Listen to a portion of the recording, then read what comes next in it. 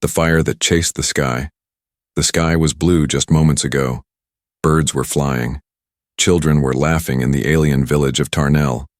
The trees were tall and green, and smoke only came from cooking fires. But then, the wind changed.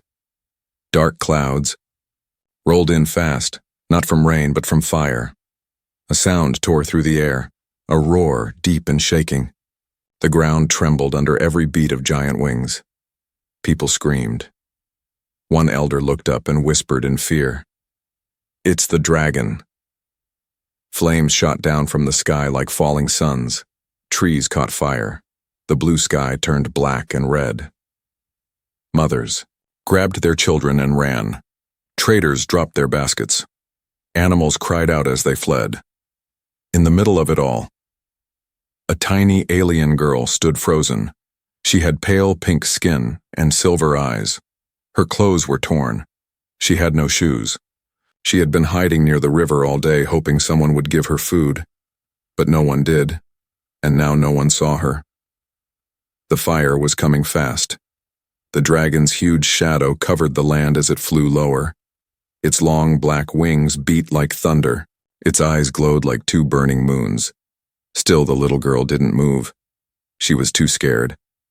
Far away in the forest path leading to the village, a man heard the screams. A human man. He had just finished gathering wood. His clothes were dusty, and his boots were heavy, but his eyes were sharp. He looked up. A dragon?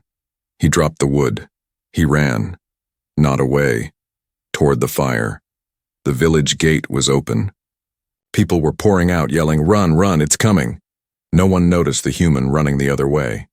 One old alien shouted at him, "You fool, you'll die!" But the man didn't stop. He had seen something no one else had. A small girl standing near the river, all alone. The dragon landed with a crash. The earth shook.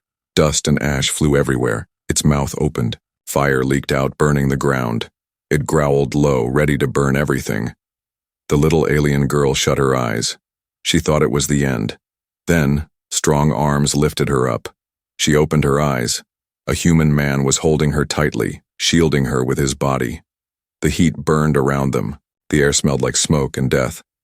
But the man didn't move. The dragon turned its huge head. It saw the human, not running, not screaming. It saw him, protecting a helpless girl. The dragon's eyes narrowed. It sniffed the air. Its nostrils flared. But it didn't attack. Why not? The villagers hiding in the hills saw it too. "He's mad," one whispered. "No one survives a dragon attack." "But, look, the beast isn't moving."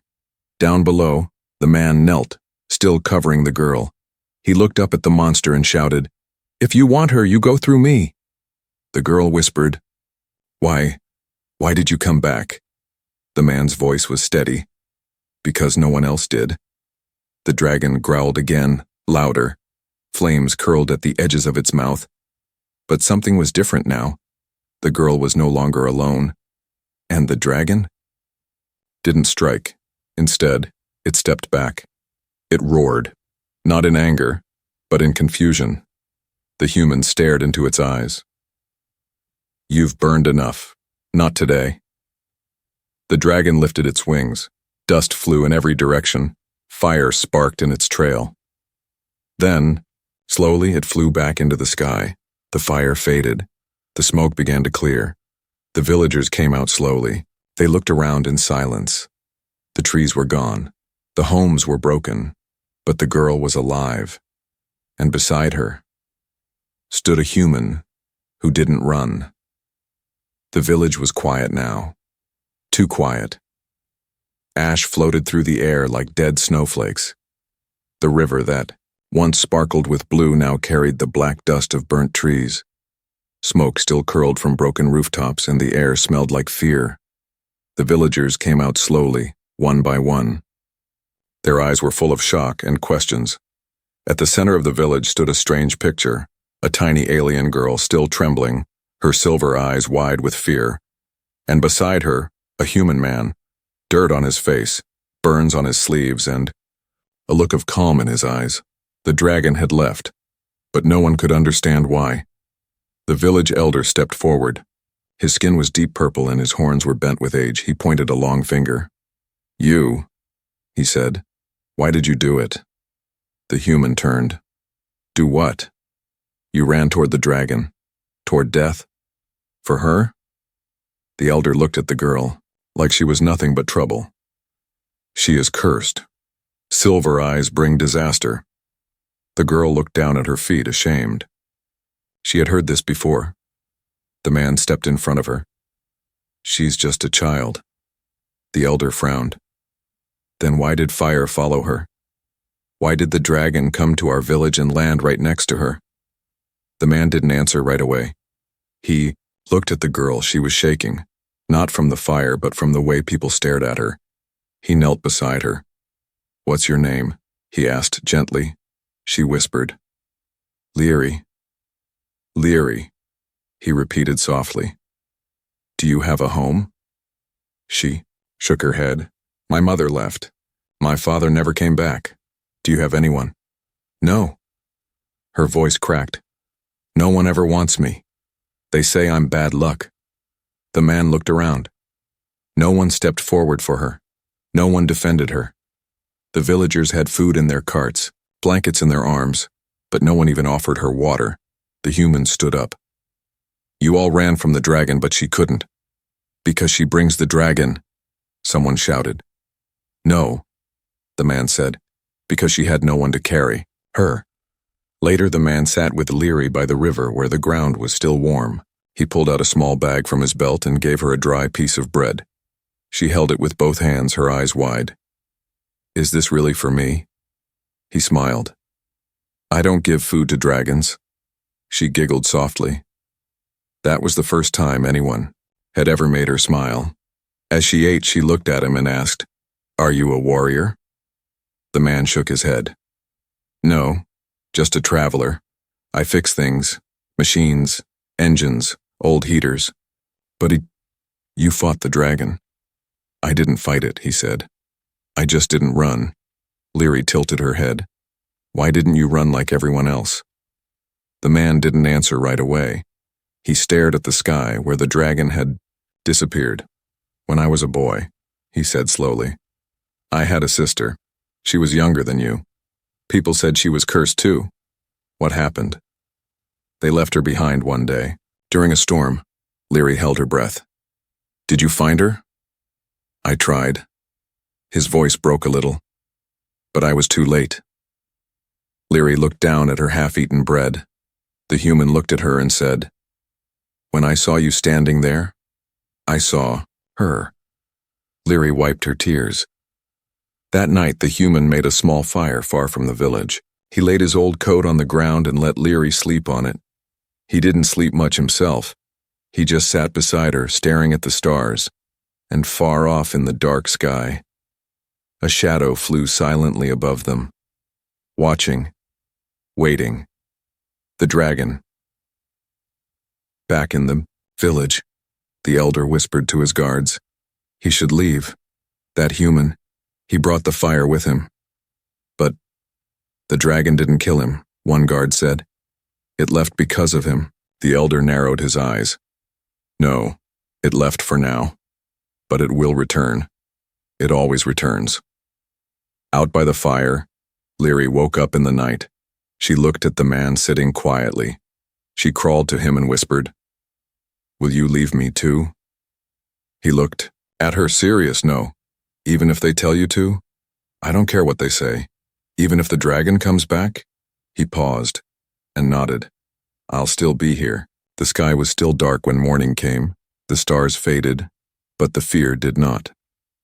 Leary sat beside the human man near the small campfire. She had not spoken much since sunrise. Her hands held the last piece of dry bread he had given her. She didn't eat it. She just stared at it as if saving it meant she could stop time. The man, quiet as ever, sharpened a stick into a point. Not to fight, just in case they needed it to cook or defend themselves from wild creatures. But both of them knew. Sticks wouldn't stop what was flying above the clouds. The dragon was still out there, watching. waiting. From the nearby hills, two young alien boys from the village peeked at them through tall grass. One of them whispered, "She's still alive." "Yeah," the other said, "and the human is still with her." They should have burned. They didn't. They stared for a moment longer, then ran back to tell the elders. Meanwhile, Leary finally asked, "Do you think it's really gone?" The man looked at the sky. "No." Her lips trembled. "Why didn't it kill us?" The man took a long breath. "I don't think it wanted to." Leary's silver eyes widened. "But dragons burn everything. That's what they do." "Not always," he said slowly. "Maybe it came for something else. Maybe it was remembering." "Remembering? What?" He didn't answer, but his face looked like he carried memories heavier than any fire. Suddenly, the wind changed. The flames in their small campfire flickered wildly. The birds stopped singing. The leaves stopped moving. Everything felt still. Then, whoosh. Massive shadow passed over them. Leary dropped the bread. Her hands went cold. She didn't scream. This time she just looked up. The dragon was above them. Its wings moved slow and wide like sails on the sea. Its black body shimmered in the morning light. Ash rained down from its scales. It circled once and then began to descend. Not fast, not angry. Carefully. Leary grabbed the man's arm. It came back. "I see it. What do we do? We stay still. But what if it burns us this time?" He looked at her and said calmly, "Then I'll burn with you." The dragon landed, nearby. It didn't roar. It didn't spit fire. It stood silently, breathing heavy, its chest rising and falling like a storm that hadn't yet begun. The man stood slowly, not to fight but to show he had no weapon. He stepped in front of Leary again. The dragon tilted its head, its huge eyes focused only on him. For one long moment, no one moved. Then something strange happened. The dragon stepped back. It didn't lower its claws. It didn't growl. It simply stared as if it was confused, as if it recognized something. The man took a small step forward. Leary whispered, "No, don't go near it." But he raised one hand, not as a threat, as a gesture of peace. The dragon's eyes flickered, and then it blinked. A slow, deep blink. Not anger, not rage, almost like sadness. The villagers hiding behind rocks and trees watched from a distance. One elder gasped. "It blinked." "It never blinks," said another. "Never in front of prey. It sees something. Or someone." Back in the clearing, the man slowly sat down on the ground, never turning his back on the dragon. Leary followed and sat beside him. The dragon didn't move. It just stayed, like a guard, like a shadow that had lost its flame. "I think," the man whispered, "it came back to watch." "Watch what?" "Us." Leary looked up at the giant creature. "Why?" He didn't smile, but his voice grew soft. "Maybe it was alone for too long. Maybe it sees something in you it lost." Leary blinked, confused. "Like what?" "Kindness." That night the dragon was still there. It never came closer. It never flew away. It just stood on the edge of the trees, breathing, waiting. The stars returned. The wind blew gently, and for the first time in years Leary slept without fear, not because she was safe from the dragon, but because the dragon didn't seem to want to hurt her anymore. Morning came slowly. The sun peeked over the mountaintops, lighting the scorched land in soft gold. Smoke still drifted from the edges of the burned forest, but the wind had changed. It was no longer hot and wild. It was quiet, like the world was holding its breath. Leary opened her eyes. The ground beneath her was warm from the fire they had made the night before. She looked to her right. The human was already awake, sitting with his arms resting on his knees, staring into the trees. She followed his gaze. The dragon was still there. It hadn't moved all night. It stood half hidden between two broken trees, its wings folded tightly, tail curled like a resting beast. But its eyes were open and they were still watching. Leary whispered, "Why hasn't it left?" The man didn't look away. "Because it's waiting." "For what?" "I'm not sure yet." Back in the village, the people were growing restless. "The dragon didn't leave," one woman said. "It's camping beside them now," a man added. The village elder pounded his cane against the stone. "This is not normal. Dragons do not stay. They destroy, then vanish. They say the human speaks to it. They say the girl is cursed and now she controls the beast." "No," the elder growled. "The human must be the problem. He brings danger with his kindness." Meanwhile, deep in the trees, the ground suddenly trembled. A low rumble rolled through the earth. Birds flew from branches. Squirrels darted across broken logs. Even the river seemed to pause. Then, the dragon let out a sound so loud the sky shook. Leary covered her ears and dropped to her knees. The man grabbed her and pulled her behind him, shielding her again. But the dragon's roar wasn't at them.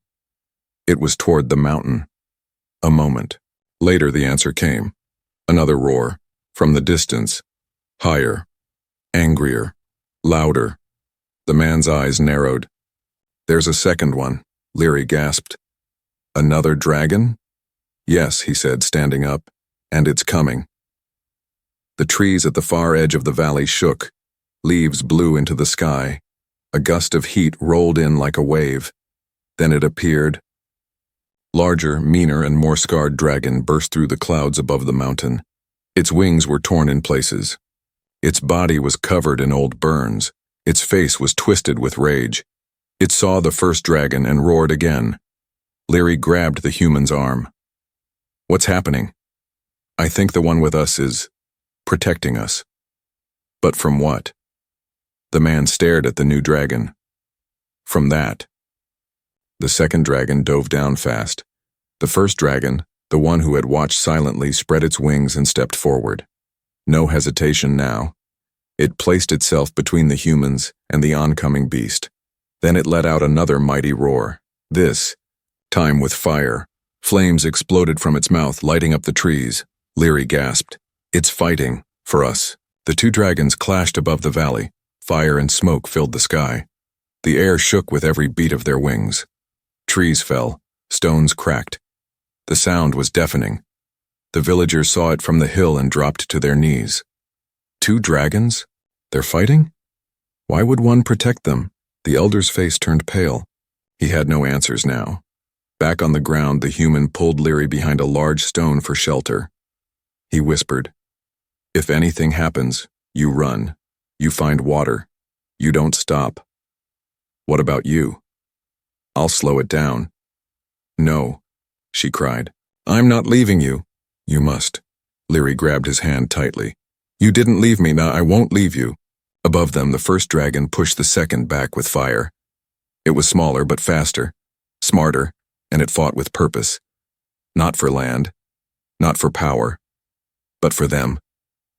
It took a hit to the wing, screamed in pain, but didn't fall. The second dragon tried to dive past it, straight toward the human and Leary, and then something unbelievable happened.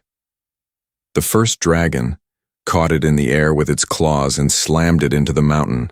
Rocks fell like rain, flames lit the sky, and then silence. Smoke covered everything. The air turned still. The mountain groaned as dust settled, and through the fog, one shape moved. One dragon, limping, bleeding, burned, but alive. And it walked back slowly. Not to the humans, but to stand in front of them again, like a guard, like a wall of fire that chose to protect instead of destroy. Leary looked up, her silver eyes wide with awe. She whispered, "He protected us." The man nodded. He didn't just pause. He looked at the dragon with respect. He chose. The dust was still falling from the mountain. Leary sat quietly on a flat rock beside the river, her hands folded tightly in her lap. Her silver eyes watched the dragon breathe, slow and heavy. Its body was bruised, its left wing dragged on the ground, torn from battle. But it had won. It had saved them. The human was kneeling beside the dragon now, gently wiping blood from a deep gash along its shoulder with a soaked cloth. His hands were careful, respectful, not afraid. The dragon didn't growl, didn't pull away. It let him touch. Leary had never seen anything like it. She looked down at her own hands. They were small, dirty, shaking. She wanted to understand why. The dragon helped them. Why the human stayed. No one had ever stayed before. She took a deep breath and walked over to him. "Can I tell you something?" she asked softly. The man looked up at her. His hands were still busy with the dragon's wounds, but he nodded. "I've never told anyone." He set the cloth down and sat beside her, giving her his full attention. Leary's voice trembled as she began. "When I was little," she said, "I lived in a different village, not far from here. My mother was afraid of me," she continued, "because of my eyes. She said they were wrong, that no one in her family ever had silver eyes. She said it was a sign of a curse." The man listened silently. "My father left when I was born. I don't remember him, but I remember the fights. I remember my mother saying she should have thrown me in the river." Leary paused. Her throat tightened. "One night I woke up, and she was gone. Just gone. She left food on the table. A note that said, 'I gave you a chance.' That was all." The man's eyes filled with pain. Not for himself, but for her. Leary looked away.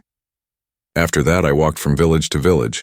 Sometimes people gave me scraps, but mostly they just told me to leave. They didn't want my bad luck near their homes." She swallowed hard. "Once I asked a trader for water. He threw a stone at me." The man's hands tightened into fists, but I kept going. "I thought maybe, someday, someone would want me." She looked up and her voice cracked, but no one ever did. The wind moved gently around them. The dragon opened one eye, watching silently. Then Leary asked, "Why did you help me?" The human didn't answer right away. He looked at her with warmth in his eyes and said softly, "Because I know what it's like to be left." Leary blinked. "You?" He nodded. "I was abandoned too. Different reasons maybe, but the same feeling. People fear what they don't understand. And sometimes they walk away from the ones who need love the most." He picked up the cloth again, his voice gentle. "But I promised myself, if I ever saw someone alone like that again, I wouldn't turn away." Leary wiped her eyes with her sleeve. "Do you think the dragon was left too?" she asked. The man glanced at the injured beast. "Yes, I think it was cast out. Hunted maybe even hurt by those it tried to protect. Like me. Exactly like you." Leary walked slowly toward the dragon. It didn't flinch. She reached out a tiny hand and pressed it gently against its claw. The dragon gave the softest exhale through its nose, almost like a sigh. From behind the trees, the villagers were watching. They had followed the smoke. They expected death. But what they saw was something else. A child with silver eyes, a human with no armor, and a dragon that had chosen to protect instead of burn. Back at the camp, Leary turned to the human and said something that nearly broke him. "Do you think I could stay with you?" The man didn't smile. He didn't cry. He just opened his arms and said, "You already are." She ran to him. He hugged her tightly, and for the first time in her life, she didn't feel cursed. The dragon stood, slowly, painfully. Its eyes met the man's. And for a brief moment, something passed between them. Not words, not fear. Understanding. The Man nodded. We'll keep each other safe. The dragon turned and walked back toward the edge of the forest, never too far, but never too close. It would watch. It would guard, because now it had someone to protect again. 3 days had passed. The villagers said the dragon had vanished into the forest. They whispered that it had returned to its cave to rest. But the truth was simpler and stranger. It never left. It stayed close to the human and the girl, watching from the shadows like a silent guardian. It never roared again. It never spread its wings in anger. Leary called it the fire that protects. Each morning, the human would wake before sunrise, rebuild the camp, and check the dragon's wounds. It didn't move much, but it allowed him near, like it knew. It was safe now. Leary helped too. She carried water in small wooden bowls. She even whispered soft words to the dragon, and once, just once, it blinked slowly in return. No one in the galaxy had ever tamed a dragon, but this wasn't taming. It was trust. Back in the village, people were restless. The elder gathered a group of guards. Enough of this madness, he said. That girl is cursed. The dragon obeys her, and the human, he is using it to control us. One of the younger guards frowned. But they've harmed no one. They will, the elder barked. When the dragon recovers, it will burn everything. I've seen this before. So the order was given at sunset: remove the human, remove the girl, and if needed, remove the dragon. The human sensed something. As he repaired the broken edge of the small hut they'd built from fallen trees, he paused. The wind was wrong, too quiet. He looked toward the village. Dust trails, moving figures, armed. Leary saw his face change. What is it? He didn't lie. Trouble. She looked scared. Are they coming for us? He gently placed a hand on her shoulder. Let's not wait to find out. They gathered what little they had, some bread, a flask of water, 2 blankets. The human didn't want to run, but he also didn't want to fight. He had fought before. He had survived wars. But this time, a child depended on him. A child who called him her only family. As they turned toward the deeper forest, the sky turned golden. And then they heard it, the snap of branches. The shuffle of boots. The villagers were coming, swords drawn, eyes full of fear and pride. One man shouted, "Stop! You cannot take that monster with you." The human stood tall. "She's just a child." "You bring danger," another barked. "We won't let you leave with it." And just then, the forest shook. A loud growl echoed through the trees. Leaves blew in a gust of hot air, and from behind the hut, the dragon stepped out, not roaring, not attacking, just walking forward with power in every step. The villagers gasped and raised their weapons, but the human lifted a hand. "Don't," he said. "It won't hurt you." "No," shouted the elder. "You've trained it. You've cursed it. It's a weapon now." Leary stepped forward.